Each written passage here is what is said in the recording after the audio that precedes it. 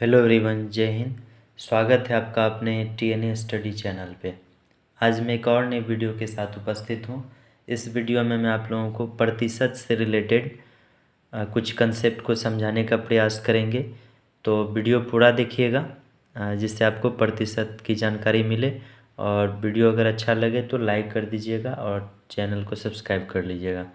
तो चलिए स्टार्ट करते हैं। देखिए, प्रतिशत है ना, प्रतिशत को इंग्लिश में परसेंट बोलेंगे और प्रतिशतता रहता है तो उसको परसेंटेज बोला जाता है। और इसका जो साइन होता है वो इस तरह से होता है, ऐसे तिरछा लाइन खींच के यहाँ पे और यहाँ पे दो बिंदा दे दिया जाता है। इसी को बोलते हैं प्रतिशत, है ना। तो जब भी प्रतिशत रहता है तो अब देखिए प्रतिशत मीन क्या होता है। प्रतिशत मीन प्रत्येक 100 पे, तो कोई भी संख्या हो या कुछ भी आंकड़ा वगैरह दिया हो तो टोटल को 100 मान लिया जाता है। जैसे मान के चलिए हमारा मजदूरी हुआ 200 रुपया, तो उसको हम 100 मान लेंगे। तो उसका एक भाग जो है कितना का मतलब वैल्यू इनपुट कर लिया, 2 का वैल्यू, है ना। जैसे मान लीजिए कि हम 500 रुपया कमाएँ तो 500 को हम अगर 100% मानेंगे तो उसका एक भाग कितना का प्रेजेंटेशन करेगा, कितना का ये वैल्यू रखेगा, 5 का वैल्यू रखेगा, है ना। तो इसी तरह से जैसे कोई भी विद्यार्थी का संख्या हो या कुछ भी हो, उस सब को क्या किया जाता है, 100 मान लिया जाता है ना। और उसका एक जो वैल्यू है प्रतिशत में, टोटल भाग जो 100 एक एक करके 100 भाग है, वो एक कितना वैल्यू रखता है। जैसे 500 का भी हम बात किए, तो अगर उसको हम 100 बंडल के रूप में बांधेंगे तो प्रत्येक बंडल में 5-5 का आएगा, है ना। 5-5 का करेंगे तो 100 बंडल मिल के हो जाएगा 500। तो ये होता है आपका प्रतिशत। अब देखिए सवाल आ जाता है कि प्रतिशत रहता है तो भिन्न कैसे लाना है, दशमलव कैसे लाना है, ये सब सवाल आ जाता है। तो देखिए पहले बेसिक से चलते हैं। जैसे 6% लिखा रहे तो बस करना कुछ नहीं है, पर 6 लिख देना है, प्रतिशत हटा के बटे दे देना और 100 दे देना है ना। प्रतिशत हटाना है, बटे 100 सटाना है, ये हो गया।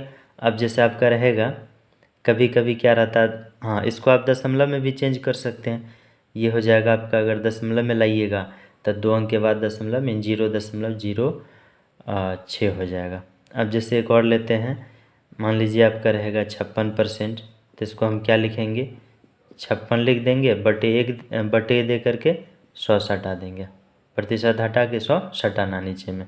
अब जैसे रहेगा आपका पहले से 0.26%, तो इसमें क्या करना है, बस डायरेक्ट आपको क्या करना है, ये 0.26 लिख देना है, अब बटे 100 कर देना है। अब अगर दशमलव उड़ाइएगा तो 2 अंक है, 2 शून्य और देना होगा। तो इस तरह से आपका 26/1 पे 4 जीरो मीन 10,000 हो गया, है ना।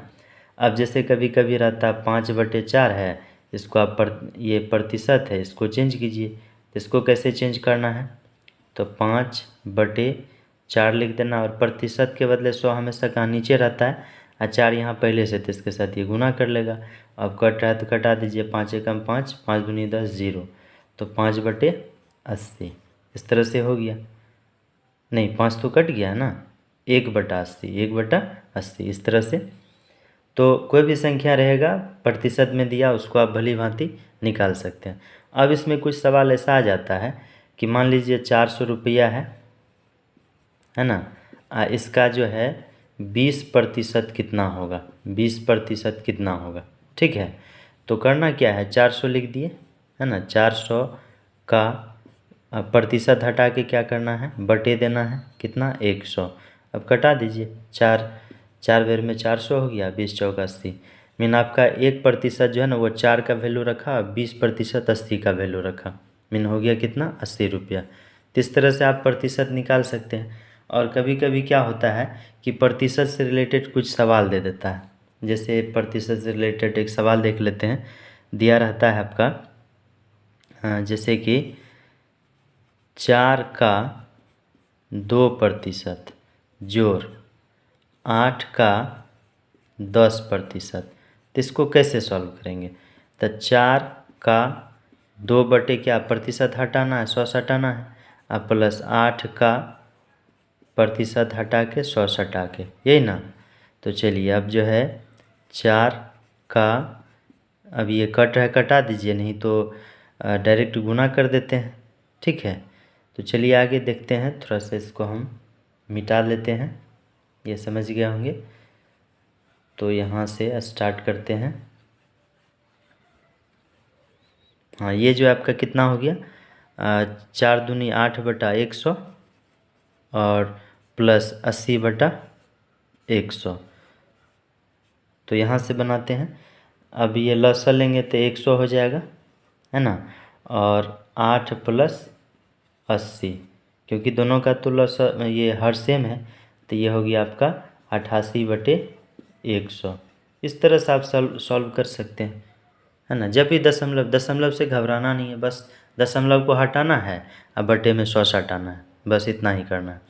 अब देखिए इससे रिलेटेड कुछ सवाल कैसे आ जाता है। मान लीजिए कि आप कोई किताब खरीदने गए और उसका दाम है 500 रुपया, और उसमें आपको छूट, दुकानदार बोल रहा है कि हम आपको 30% छूट करेंगे, तो कितना में मिलेगा। तो एक बात बताइए, आप इसको दो तरीके से बना सकते हैं। जैसे 500 है, 500 उसका कीमत है ना। 500 कीमत है, उसमें आपको 500 का कितना छूट कर रहा है, 30%। 30%, तो इसको हल कीजिए। 500 - 500 का 30 प्रतिशत के बदले क्या करना, 100। अब कीजिए कैलकुलेशन, 5 बार में हो गया, तो हो गया आपका 500 - 5 × 15, 150। मीन 30% मीन क्या हो गया, 150 छोड़ दिया आपको, तो घटाने के बाद कितना निकल गया, 350। 350 रुपया में आपको वो किताब मिल जाएगा। अब देखिए प्रतिशत से रिलेटेड कुछ ऐसा आ जाता है, जैसे मान लीजिए कि आपको किताब का दाम पता नहीं है, ठीक है। किसी दुकानदार के पास गए कि ये किताब दीजिए, और वो किताब का दाम पता नहीं है, लेकिन आपको बोला कि हम जो है ना 30% डिस्काउंट करेंगे और आपको 700 या 8, चलिए 700 में दे देंगे। नहीं तो ऐसे बोल दिया कि आपको जो है ना इसमें हम हाँ 700 कुछ दाम है उसका, 700 में आपको दे दिए और 30% छोड़ दिए। हमको मिल रहा है कितना में, 700 में मिल रहा है, 700 रुपया में। और छूट कितना का है, छूट जो डिस्काउंट जो है वो हमको दिया है 30% का। तो रियल दाम इसका कितना था, ये कैसे निकालेंगे।